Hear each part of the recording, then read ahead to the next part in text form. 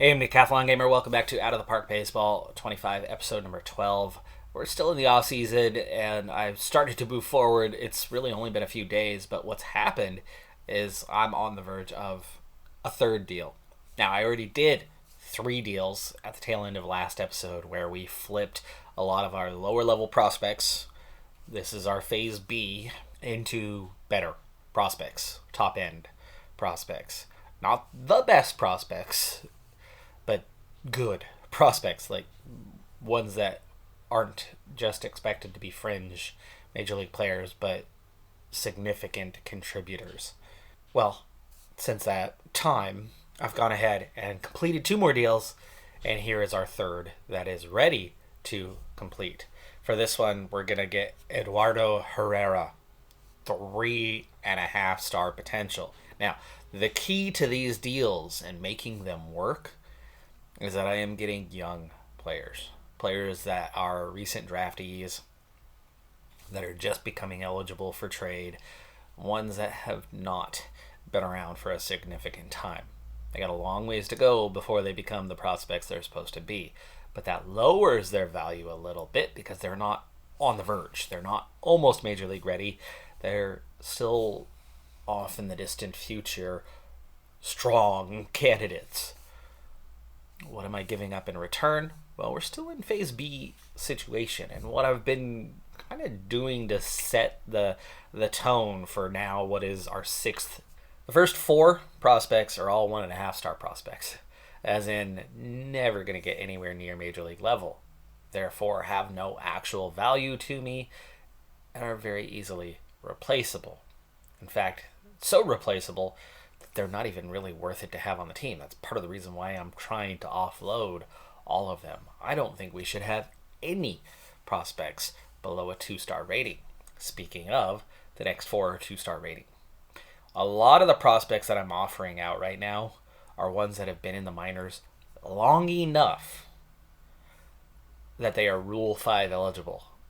Nobody's picking them up, but it takes them off our books and really starts putting us in the hands of what we want to see development-wise. That's 8 spots. Now, you can only trade a maximum of 10, but the trick is you have to keep a slot open because getting them to agree to a deal up front doesn't happen. But if you go to 7, 8, or 9 players packaged for one, you're losing a lot of numbers, and one of them could surprise and be good, versus one that's expected to be good and could surprise and be bad. So you are giving up something, right? It's not nothing. The chances of a 1.5-star guy ever becoming a 4-star guy are 1,000,000,000 to 1. Like, it's not happening.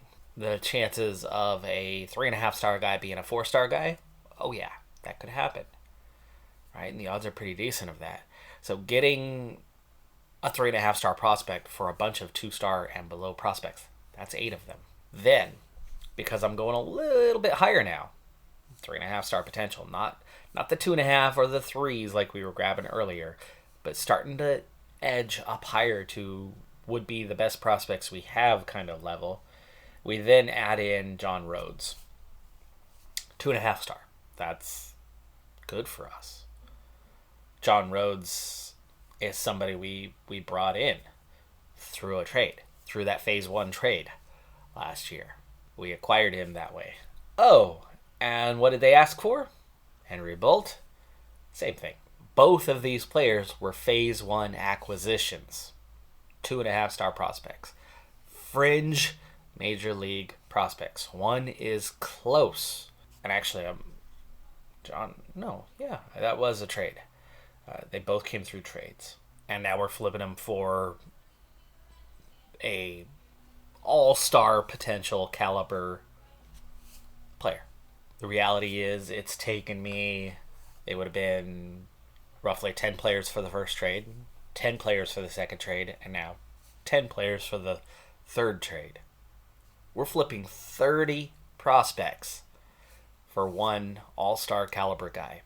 But it's costing us 0 major league talent in doing so. And pieces that were completely useless and could be replaced with the snap of a finger, because getting 2-star prospects signed for free on minor league deals is nothing. And so, free value. And we've turned that into, it took time, took effort, but we're turning that into an all-star caliber prospect. And that is the process to take the worst team with no finances and a terrible farm system and start acquiring the pieces we need going forward. A couple days later, and we're ready to close our next deal. The only more significant piece, the only 2.5-star piece, is Hernandez. Current 2, potential 2.5. Currently at AAA, no major league experience. Okay defense, okay bat, no power. And what we're going to get is another 3.5-star prospect.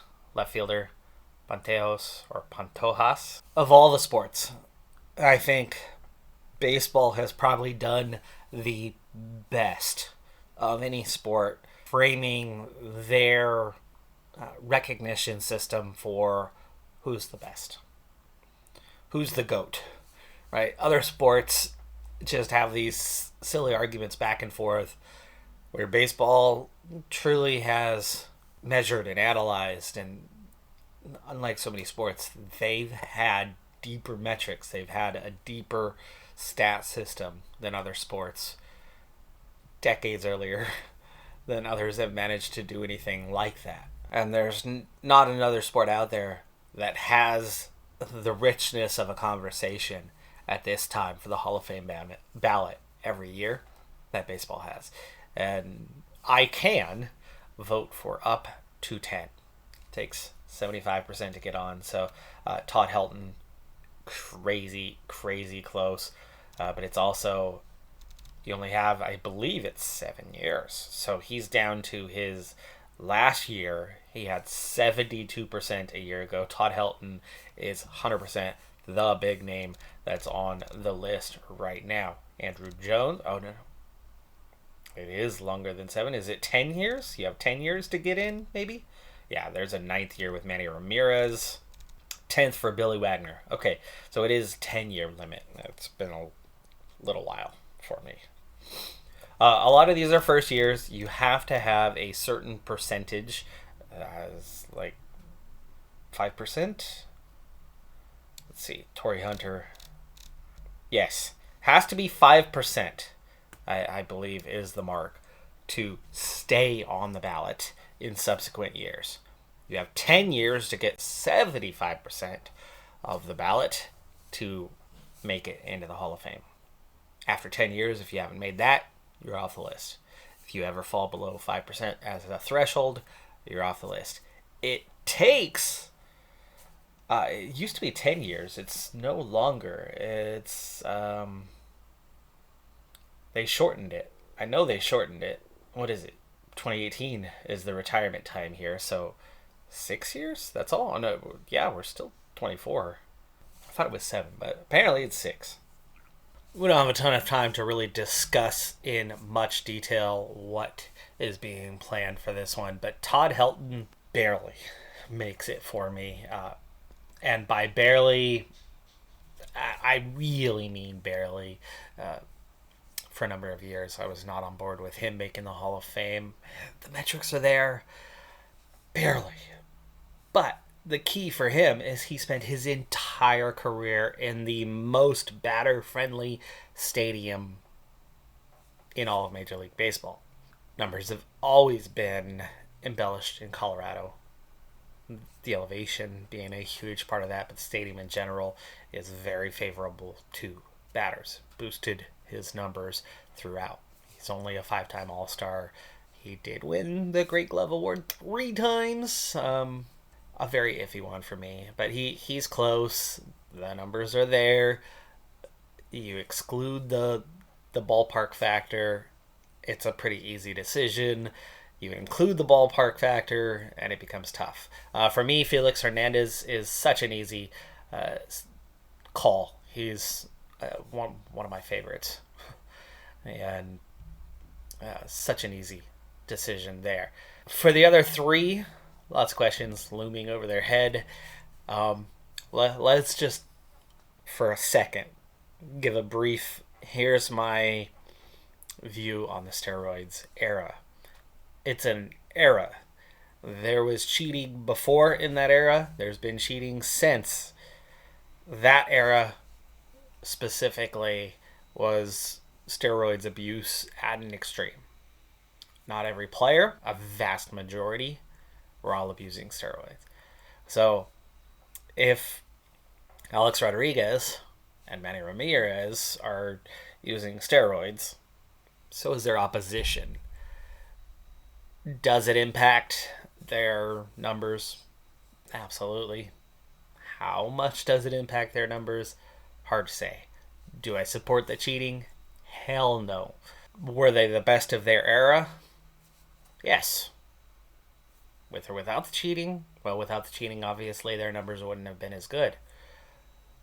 But it's one thing for a single individual to come in and cheat and manipulate the system and gain advantage. It's totally another thing when across the board 90% or more are doing the same damn thing. The 10%, the King Griffey Juniors that have never been questioned, it gives them that much more. If they have the numbers, hell yeah. So, bit of a trade off there, right? I'm glad the era is done, but I think greatness is greatness, and you don't get there from cheating alone. And cheaters versus cheaters, sometimes it just X's itself out. Wow, you got to be kidding me! We have been, we received the short end of the stick on the lottery. 6 spots going to the lottery draft. The odds, the Marlins. We should have been second, not the Marlins, but okay, fine. We were tied for second with the Marlins, weren't we? The Rockies were clear number 1. They still only end up drafting 4th. We get 6th. We really, really got screwed. I mean, the Mets were 14th, and they win the lottery and get the first pick. The Guardians, 13th. They get the second pick. The Pirates were 5th, and they move up to number 3. So, 3 teams there that really didn't belong to, especially, and we get bumped down the most. I mean, the only thing worse than us was the number 4 team getting bumped out of the top 6 entirely, but that's really reflective of exactly where we're at. I mean, we're talking just 1, 2, 3 being altered, and then from there, the actual top 3 taking 4, 5, 6. Ouch. Looking at roster availability for the moment, where things stand. For one thing, we are maxed out at that senior level right now, and it might be time to start looking at those moves, right? We added some extra salary. We don't want to hang on to all that salary, so it could be time to start thinking about pieces to fill, to reorganize amongst that and free up a couple spots. Because for one thing, there's guys ready to come up, right? There's guys, absolutely. Denzel Clark is ready to come up. Ratings are in flux also at the moment, with it being peak off season, and now our scouting reports have kind of faded into obscurity of we don't know enough about these guys. But it's clear that there's a number of AAA players that are ready to make an impact at the senior level, over some of the others. So moves are coming. But in just raw numbers sense, right? There's room for at least 5 players at AAA. AA is fine. I've gutted the high A team through a lot of trades. This was a lot of the kind of the garbage prospects that were left, and so those recent moves that we've made have been a lot of guys out of this high A group. And I mean, look how many are the hashtag draft 5 eligible. Our regular A club, though, sitting at 28, still 55 for the rookie league. It's still high, where we're at 28 for the international. Based on what you need here, I mean, we're looking at least 20 spots opened. Pull from there 20, and you're still looking at about 10 too many for the whole organization. A draft adds more to that. Free agents adds more to that. So we're not done making deals yet. I think I'm 1 to 2 more Phase B deals to get out of the way. But the timing is suddenly such that we don't have very good accuracy on our scouting reports on our players anymore. And we need the scouts to re-establish that for us going forward. But they seem unable to do so effectively right now because I just spent the last 2 days trying to re-scout the active roster, the senior squad, without success, without improving the accuracy of our reports. So it looks like we're going to be holding off a little bit on the next wave of deals, at least Phase B deals, and maybe looking at reshaping the finances at the higher level. But again, doing so with less accurate scouting reports, which makes you kind of go, wait, do we want to make this deal right now, even though it's the winter meetings? Maybe one. Maybe one at most. Well, I think my first task for this is who would we want to part ways with most of all. Tellez is a questionable one just because he's making more than everybody else. But I'm kind of feeling like we can at least wait till year 2 to move on from Tellez and hang on to him for now for this year. But Blackburn, he's 31, making $5.5 million, and doesn't have great numbers. I think Blackburn we can move on from. Rengifo, who we got for free, he was a waiver pickup, 2.5 stars, but he hit 222. Like, he only hit 185 for the Angels. Now all of a sudden he's making $5 million. He's actually potentially going to be hard to move. Ramirez is doing good though. I want to hang on to him. Meadows, it's another one that we picked up for nothing. 211.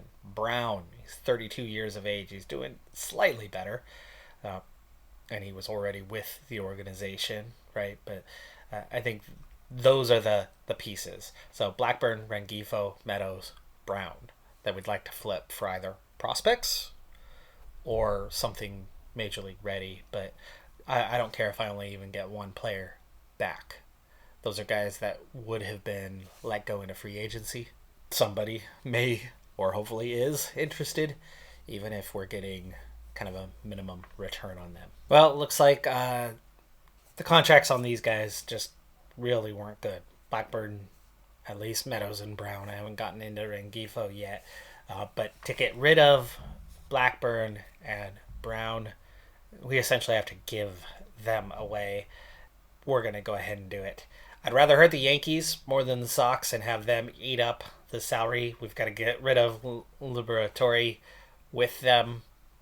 For him, he was our fringe guy, edge of major leagues. We'll let him go. It's fine. He did end up with 28 games and through 75 innings, and I like him more than obviously Blackburn or Brown. But this is what we need to free up $10 million in salary, 11 almost. Quickly seeing that those 4 guys that went to arbitration came back with much larger contracts, created negative value for us. We've been able to dump 2 of them for nothing. We would have been better off letting them become free agents. They would have ended up signing for less somewhere. We've learned the hard way on that one. I was able to dump 2 of them for, basically nothing in return, but at least dump them. The other 2 I'm having a harder time doing just that. Austin Meadows, it's kind of making me go, well, should I hang on to him and pay him $5 million for a guy who's maybe-ish okay? He's only 29. I think I might hang on to him for now, because really the only offer that we're getting in return that even looks remotely acceptable as a 36-year-old pitcher, essentially just for the salary dump, because the others, they want us to increase salary and get, older and worse. For Rengifo, it's the exact same option. So the same players are getting offered up on that one. We've also tried multiplayer package. We've tried the prospect package. There's nothing coming in for these guys right now. Those 2 at least have some intrinsic value to us, but we've already freed up more than $10 million, which has put us in a much better salary situation. Also, something that I haven't tried is manually going in and doing what I've done, throwing in prospects. Lots of prospects with them. to make something happen. It's just makes it a lot harder than trying to just shop them out. By the way, part of the reason why our minor league system is still a bit bloated is that I've signed a lot of guys to minor league deals. So we have made a number of moves, number of additions with fringe players, decent prospects, and that's helped our system quite a bit. Next up for us is the Rule 5 draft. Long story short, you cannot lock a player down in the minor leagues forever. After they've been there so long, they have to be eligible to other teams. But if you take somebody in the Rule 5 draft, you must put them on your Major League roster. So it's a way to get players that are ready for Major League service, but have not yet gotten it. It's a way to get them that Major League service. And at the same time, it's a way to convince teams that it's time to bring somebody up or time to give somebody else a chance for them so they don't get stuck in the farm system forever. The rules of this one are as follows. Only teams with empty slots on their expanded rosters can select a player in the draft. Players with more than 4 years of professional experience are eligible to be selected unless they are protected on a team's expanded roster. Players drafted at the age of 18 or younger are protected for one additional year. They are eligible if they have more than 5 years of professional service, and each selected player must be kept on the selecting team's Major League roster for the entire year or be returned to their original team. If a selected player is subsequently traded, he must remain on that team's Major League roster for the entire year. And it's that hashtag symbol that designates whether they're Rule 5 eligible or not. Now, without any filtering, there's 2,000 players that are Rule 5 eligible. You can see a lot of them. Not a big deal. But at the top of the list, there is some options here that are pretty decent, but nothing fantastic. I mean, we're looking at John King, a 3-star reliever who doesn't have good stuff. He's just got movement and control. All right, well, let's go ahead and get into it. We are picking 3rd overall in terms of the tiebreak. Miami was given the tiebreaker over us, so they are number 2. That's why we were 3rd in the odds for the draft, the regular draft, the rookie draft, where this is the Rule 5 draft. But either way, we're number 3. Now, after the first set of moves that I've made, possible positions that are in need. For one, center field. We have 2 in the whole organization at the moment. We only have 6 second basemen in the whole organization at the moment. But this is about the senior squad, not about other positions. We've got lots of right fielders, just not center fielder. But the other one is starting pitchers. I've used a lot of starting pitchers in our moves, in our trades, and including senior level, like Blackburn being gone now. We very much have a vacancy on our starting rotation. That could be a potential place to get somebody. I'm going to go with this option, Cade Povich. I'm down in the rookie league here, but we're looking at a 2.5-star guy who's good. He's got quality. Maybe he ends up being a reliever, not a starter for us, at least in this first year. But it doesn't hurt to draft him. The only penalty for not using him is he goes back to Colorado. And I did end up losing a player out of this. He did have Major League experience the year prior. The year prior, he spent half the year at the senior level, but only hit 195. This last season, he spent the entire year at AAA and did well. He was on the edge of coming back up, so it's sad we end up losing him. For my next pick, I'm going to bring in Herberto Hernandez, Durham Bulls, AAA, no senior level experience, but you can see he's got that time. Hit 304 last year, can be a catcher in a pinch, plays first base, not a great defender, not great pace, but a pretty decent prospect who, if anything, we can just turn around and I've lost a reliever here in the second round. There's really only so much talent to go out and grab, but Tyler Nevin, first base, great defense, fringe level bat. But we're going to go ahead and add him in with our next pick. And for what I think is going to be my last pick on this one, we're going to go ahead and grab a reliever, also from the Durham Bulls. 70 for his stuff. The movement's good, and the control is just enough there. It makes him difficult to hit. The control is hopefully just enough there that he's not going to be making too many mistakes.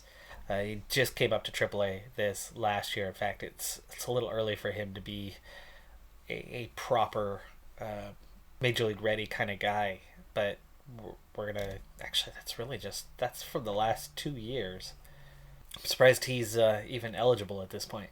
So I lost 2 players in the draft, and they were definitely decent prospects. But we have picked up 4 players in the draft of a very similar value to the 2 that we lost. And it's definitely added to the depth of what we have, and it's given me a couple more pieces to be able to make choices on. Like Harold Ramirez, I was worried about his cost. He hit okay, 278, but he doesn't have great defense. And Tyler Nevin comes in with a little more well-roundedness compared to Ramirez. He's got more power. He's definitely got a better eye, and his contact's not terribly far off from Ramirez, but he's a much better defender, and it costs us virtually nothing. So Ramirez then becomes a piece that we can move on from, where he's really not giving us that much value for what we get for a Harold Ramirez, especially when you add the finances side of it. With the addition of Hernandez, the outfield is obviously much too bloated. I mean, there's 7 guys out there. The first one you move on from is an easy choice. So that's Armenteros, who we got for free last year. So Armenteros becomes a guy we want to move on from. His ruptured disc, he'll be healthy in 5 weeks. I think you wait till then to try to make a move regarding him. And then probably Florial becomes the other obvious trade piece in all of that. On our what comes next list, we're now would be into mid-January. It's still mid-December till preseason begins. A day later, the free agency signing period begins for international free agents. And then Hall of Fame voting results come in. Spring training begins in February, with the regular season beginning in late March. So it's just about that time. Getting my scouting kind of back up to par is going to be a short-term fix, which means I'm going to be speeding things up. But that means our off-season, well, it's not done. I mean, there's still months to go. But the bulk of the things that need to happen are now done. And, of course, I've now picked out, the 3 more guys that I'd be ready to move on from here within the lineup. As for the pitching side, things have changed a little bit. I mean, Povich gets right into that lineup. Beto is obviously somebody we would want to move on from. He's not good enough. But at the moment, there's 15 pitchers, which means we really only need to eliminate one of them. Beto would be the most obvious one to get rid of. But then as for the relievers, right, one of them would get promoted to the starting lineup. Could be, Cushing, who I brought up from AAA, but he's only a 40 on his stuff. Or it could be, I think Newcomb was somebody he doesn't have much stamina. Bachman has the stamina to be a starter. Cushing has the stamina to be a starter, has great control, just doesn't have very good stuff. Makes him more of a long reliever. So yeah, the pretty obvious choice is Sam Bachman. But that leaves 4 to 6 senior level guys that we want to move on from, and we do want to cut that number down. Because right now we're at 32 on the active roster. So it's going to have to cut down by 4 by the time you get to opening day. Now, we've pulled a bit out of our AAA. It's down to 16 all of a sudden. Some of those are amongst that 32. A couple of those were drafted. Some of those were used as trade pieces to get through bigger, better prospects that are now, at lower levels. The reorganization here obviously doesn't need to take place because preseason doesn't even begin for a month, so I've got time to make some selections, some time, but there's lots of players ready to move up, and that's obviously a good sign. But there's lots of pieces that we can still move on from and could still replace. So there's a lot of good happening in the reorganization. We have very much not sat idle in this offseason, and I think we've made a ton of progress towards something good. Now, in terms of actual level of anything, also, there are a handful of guys that are just flat out not good enough. Rosario's doing good for a 2-star guy. Like, hit 289, and it's fine to keep around. But Toro, Pozo, Beto could all go. Nick Allen is doing pretty decently. It's weird that our couple shortstops are both 2 stars, but there's a position of need for us. So we'd love to find a new shortstop, and packaging those guys together could very much get us on our way towards a improvement at the shortstop position. That is going to do it for this episode, though. I'm Decathlon Gamer. Like, comment, subscribe, and I'll see you next time. Have a good one. Be safe out there. Bye for now.